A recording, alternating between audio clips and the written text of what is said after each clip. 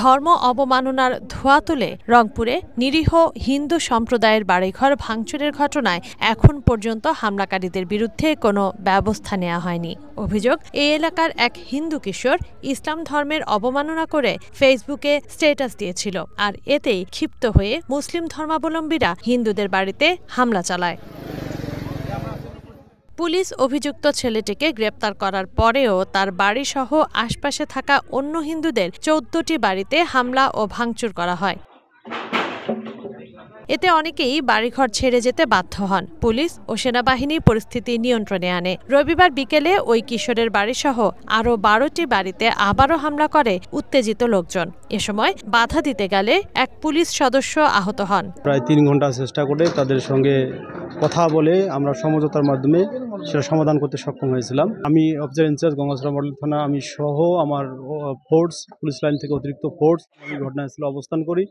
তারা এক পর্যায়ে শান্তিপূর্ণ থাকলেও হঠাৎ করে তারা উচ্ছৃঙ্খল হয়ে যায় এবং এখানে ৩টি রাস্তা আছে, তারা বিভিন্ন রাস্তা দিয়ে তারা এসে এই হিন্দু কমিউনিটির যে বাড়ি আছে বাড়িগুলোতে তারা আক্রমণ শুরু করলে আমরা প্রতিরোধ করার চেষ্টা করি। প্রতিরোধের এক পর্যায়ে আমাদের অনেকের তাই ইটপাটকেল ছড়ে আমাদের একজন পুলিশ সদস্য কনস্টেবল মোহাম্মদ আলী সে গুরুতর আহত হয়েছে।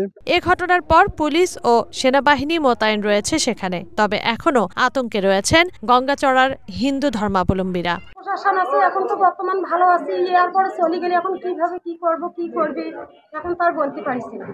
এখন তো আমরা এই যে এভাবে ভয়ে হতাশে বাইরে হচ্ছি, আর এরা আসছে ওরা আসছে দেখতে, আর যদি রাতের বেলায় যদি কোনো হামলা করে তাহলে তো আমরা অসুস্থ থাকবো। উপজেলা নির্বাহী কর্মকর্তা বলছেন, পরিস্থিতি নিয়ন্ত্রণে এবং অপরাধীদের ধরতে কাজ করছে প্রশাসন। ক্ষতিগ্রস্ত বাড়িঘর মেরামতের ব্যবস্থাও নেওয়া হচ্ছে। সকল ঘর যেগুলো ক্ষতিগ্রস্ত হয়েছে সেগুলো মেরামত করা হচ্ছে এবং যারা পরিবার ছিল সবাই উপস্থিত রয়েছে এবং তারা নিজেরাও কাজ করছে এবং আমাদের উপজেলা জেলা প্রশাসনের পক্ষ থেকে মিস্ত্রি কাজ করছে এবং সকল পরিবারের সদস্যদের কাছে আমরা যে সকল বিষয় তাদের ক্ষতি হয়েছে সে সকল বিষয়ের তালিকা নিয়েছি। আজকের মধ্যেই সকল বিষয় তাদেরকে আমরা প্রদান করব। ফেসবুকে স্ট্যাটাসকে কেন্দ্র করে ধর্ম অবমাননাকারীর বিরুদ্ধে প্রচলিত আইনে ব্যবস্থা না নিয়ে তার বাড়িসহ অন্য হিন্দুদের ওপর হামলা ইসলাম সমর্থন করে না বলেও মত দিয়েছেন ইসলামী চিন্তাবিদরা।